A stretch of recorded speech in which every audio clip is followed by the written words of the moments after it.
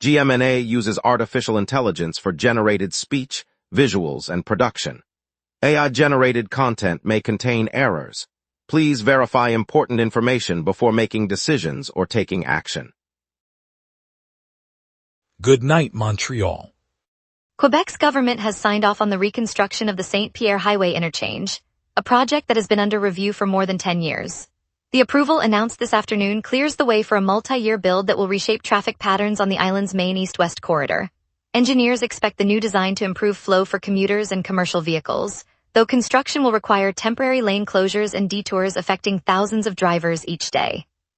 The province says the overhaul will incorporate modern safety standards and accommodate future transit expansions. Work is slated to begin later this year, with an estimated completion timeline extending into the early 2030s. Officials emphasize that the investment aims to reduce congestion and support economic activity across the region. The interchange sits at the junction of Autoroute 15 and Autoroute 40, linking the east side to the south shore. Scouts Urbans is kicking off a day camp tonight that teaches kids ages 9 to 14 how to find their way around Montreal using paper maps instead of smartphones. The program, set up in the heart of the island, aims to sharpen street sense and confidence without digital crutches. Organizers say the camp mirrors a similar initiative that has thrived in Toronto for 10 years, proving that traditional navigation still matters. Participants will learn to read grid lines, follow landmarks, and solve riddles that point to hidden corners of the neighborhood. Volunteers from the scouting movement will guide small groups through the plateau, Mile End, and the historic Old Port, encouraging hands-on discovery. The effort comes as parents and teachers voice concern that constant screen time is eroding basic orientation skills among youth. Sean Farrell announced today that he will be signing with the Anaheim franchise, extending his professional baseball career on the West Coast. After a season in the American League, Farrell is set to join the team in California, where he expects to contribute to their pitching rotation. In a parallel move, Sasha Pastujov confirmed a transfer to Montreal, becoming the latest addition to the city's roster. Pastujov, who also spent last year in the American League, will report to the Montreal clubhouse later this summer, bringing his infield versatility to the lineup. Both players expressed gratitude to their former clubs and optimism about the new challenges ahead. Their departures and arrivals mark a notable shift in talent between the two markets as the off-season roster reshuffle continues. The moves were finalized as the trade deadline approached, giving both clubs time to adjust their lineups before spring training begins. Today at 11 a.m., city officials declared a historic hotel in Old Montreal a public safety hazard. The three-story building, owned by a professional poker player, has fallen into severe disrepair, with cracked walls, a failing roof, and exposed wiring that threaten guests and pedestrians alike. Inspectors from the borough warned that the structure could collapse if repairs are not made immediately. The hotel sits on a cobblestone street near the Old Port, a popular tourist corridor, raising concerns for the flow of visitors and nearby businesses. The owner has been served with an order to secure the property and begin remediation within a strict deadline. Failure to comply could result in fines or a municipal takeover to protect the public. Authorities will monitor the site closely while they coordinate with heritage officials to preserve the district's character. Radio-Canada Grand Montreal has rolled out an interactive online map that matches each Quebec region with a distinct musical piece. The digital tool, launched today, invites users to click on a region and hear a track that reflects its cultural flavor, turning geography into a soundtrack. From the folk rhythms of the Gaspé Peninsula to the urban beats of the metropolitan area, the map offers a curated listening journey across the province. Developers say the project aims to celebrate Quebec's diverse heritage while giving listeners a new way to explore familiar and remote locales. The site remains live and free, with new additions planned throughout the summer season. Viewers can access the map via Radio-Canada's website and share their favorite selections on social media. Local artists hope the project will inspire listeners to discover the sounds of their own neighborhoods. Coming up, we'll break down the Alouettes, 14-point fourth quarter surge that toppled the Tiger Cats, plus more local headlines. We will be right back. Watch the local sunset tonight at 6 p.m. for all your local Montreal news. Welcome back, everyone. I hope you're ready for more insight. Now Rachel Reed will bring you the latest local stories shaping our community today. The association that speaks for Quebec's ornamental horticulture will withdraw its lawsuit against pesticide restriction rules in 5 municipalities today. The legal challenge had targeted municipal bylaws that limit pesticide use on public and private gardens. By pulling the case, the group signals it will no longer contest the regulations that curb chemical applications in ornamental planting. The municipal rules, adopted over the past years, aim to reduce pesticide exposure in residential neighborhoods and public green spaces. Gardeners and homeowners in the affected towns can expect continued enforcement of the limits, meaning fewer chemical treatments for lawns, flower beds, and park plantings. The association's decision removes a pending court dispute and leaves the municipal policies in place. The association, which represents growers and landscape firms across the province, said the withdrawal will allow it to focus on compliance assistance and sustainable planting practices. Quebec's microbrewery boom has hit a halt. After nearly 2 decades of steady growth, the province recorded a drop in operating breweries for the first time in 15 years during the period spanning 2024 to 2025. Industry analysts point to 3 main pressures: newer business models that favor larger-scale production, inflation eroding profit margins, and a shift in consumer preferences away from craft beers toward other beverages. The contraction means fewer local brewing jobs and reduced variety on tap for drinkers across the province. Carl Retino Parazelli, a market researcher, warned that the trend could deepen if cost pressures persist. While the sector once added dozens of new breweries each year, the recent decline signals a turning point for Quebec's craft beer landscape. Bar owners may see slimmer margins, and suppliers of hops and malt could feel the slowdown as orders shrink. The Alouettes rallied late Sunday, delivering 14 points in the final quarter to clinch a regular season win over the Hamilton Tiger Cats at Percival Molson Stadium.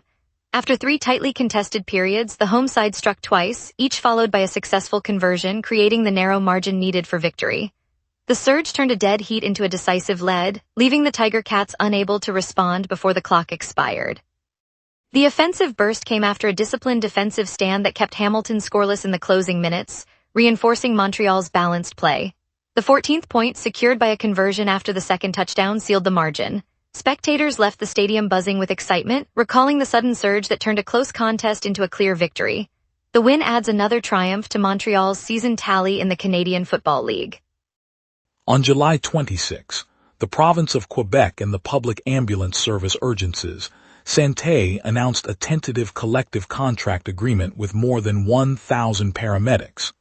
After several years of operating without a formal contract, the workers secured a framework that addresses wages, scheduling, and safety provisions. The deal, reached after prolonged negotiations, ends a multi-year period of uncertainty for the front-line responders who keep the province's emergency network running. Officials said the agreement will be submitted for ratification in the coming weeks, with the expectation that it will restore stable employment terms for the staff. Health system leaders welcomed the breakthrough, noting that a settled contract should help maintain consistent ambulance coverage for residents across the region. Families can expect quicker response times as staffing conditions improve, and the agreement is seen as a step toward stabilizing the province's emergency medical services. Mark Carney announced that Canada will hold 3 simultaneous federal by-elections on August 31st to fill vacant seats in the House of Commons. The contest will take place in ridings located in British Columbia, Ontario, and Quebec. The vacancies stem from a resignation, an ambassadorial appointment, and a Senate appointment, leaving 3 seats empty. Voters in the Quebec riding will choose a new member of parliament, a decision that could influence federal policies affecting everyday concerns such as health care funding and bilingual services for residents. Similarly, the outcomes in the western and central provinces may shift the balance of power in Ottawa, potentially shaping legislation on trade, infrastructure, and climate initiatives that ripple across the country. Parties are already mobilizing campaign resources, and local constituents are being urged to register and prepare for the upcoming vote. Now let's get a look at tonight's forecast with our weather team. A lingering low-pressure trough, and westerly, jet keep Montreal unsettled as night settles over the city.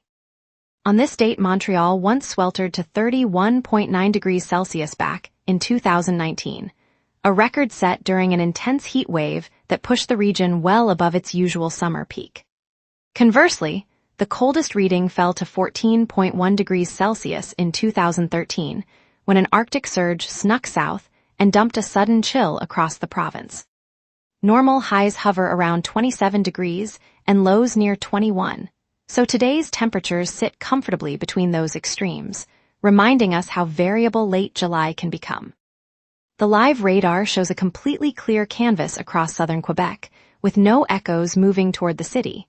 A weak low-pressure system drifts eastward, but the mid-level jet at 500 hPa remains modest, steering any moisture far north of the St. Lawrence. With the air mass remaining dry and stable, precipitation will not arrive tonight. I now turn to the upcoming outlook. At 11 p.m. Montreal sits under a partly cloudy sky with the thermometer reading 22 degrees Celsius. Humidity remains high at 87%, while a light northeast breeze pushes 2 kilometers per hour, keeping the night feeling mildly fresh. The atmosphere is under a low pressure center that continues to ease lower, a sign that unsettled conditions linger into the early morning. Overhead, the westerly jet streams at 500 hPa travel at 28 kilometers per hour, reinforcing the gentle lift that prevents clouds from thickening. UV index reads 6, though the sun has already set. The strongest gusts will reach 23 kilometers per hour from the southeast later this evening. No weather alerts are in force, so residents can expect a quiet night with temperatures dipping toward 19 degrees before sunrise. Looking ahead, Tuesday brings a warm surge with a high of 31 and a low of 19. Overcast skies dominate and rain chances sit at 50%, driven by a lingering trough feeding moisture. Wednesday cools to a high of 25, low 19, with overcast layers and a 55% rain probability. Thursday the trough weakens, allowing mainly clear skies, high 26, low 18, and only a 25% chance of a stray shower. Friday remains similar, clear and mild, high 26, low 18, no rain risk. Saturday returns modest cloud cover, high 28, low 20, overcast feel but low rain threat. The pattern shows a mid-week moisture pulse sandwiched between a brief warm spell and a cooler, drier finish. And that's your weather. Remember, the wrap is also available as a podcast. Listen anytime on Amazon Music or wherever you get your podcasts. Stay tuned for traffic updates, a look at today's events, and a sports roundup as the season heats up. We will be right back. Watch the local sunset tonight at 6 p.m. for all your local Montreal news. And now here's Jason with sports. Local soccer takes a hit, hockey's on the horizon, and tennis seeds are set. A tough result for the Montreal Roses in Northern Super League play. AFC Toronto came to town and left with a 2-0 victory, with Lauren Rowe and Kaylee Hunter both finding the net in the second half. Goalkeeper Sabrina D'Angelo stopped 2 shots, and AFC Toronto now sits in sole possession of third place. Mark your calendars, Habs fans. The Montreal Canadiens will open the 2026-27 NHL season on the road, visiting the Toronto Maple Leafs on September 29th. The matchup is part of an all-Canadian opening night doubleheader, according to CBC Sports. The National Bank Open has its top seeds locked in. Aryna Sabalenka will lead the women's draw, while Alexander Zverev tops the men's side. The tournament, one of Canada's premier tennis events, is set to get underway with 2 marquee names heading their respective fields. On a crisp Saturday evening in the Plateau, the historic St. Laurent Hall is alive with the hum of conversation, the glow of rainbow lanterns, and the scent of fresh croissants. Inside, a kaleidoscope of performers, drag queens in glittering sequins, a troupe of young dancers twirling to a mash-up of classic anthems, and a local improv comedy group riffing on everyday love, share the stage with community volunteers who have spent weeks stitching banners and rehearsing lines. One corner of the hall holds a pop-up lounge where friends gather for a glitter-filled cocktail party, laughter spilling into the hallway as a DJ spins a mix of classic disco and fresh synth beats. Across the room, a heartfelt theatrical production tells the story of a first-generation queer family, their words echoing the hopes of many who have walked these streets. When the final curtain falls, the audience rises in a standing ovation, hands clasped, eyes shining, a chorus of thank yous reverberating through the rafters. In that instant, the room feels like a single, radiant heart. That shared joy reminds us why Montreal's pride shines brightest when we gather together.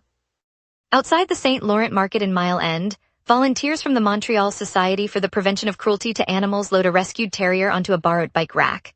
The 3-month-old mix named Milo was found curled beneath a moving truck on Canada Day, when the city's streets fill with boxes and increasingly abandoned pets.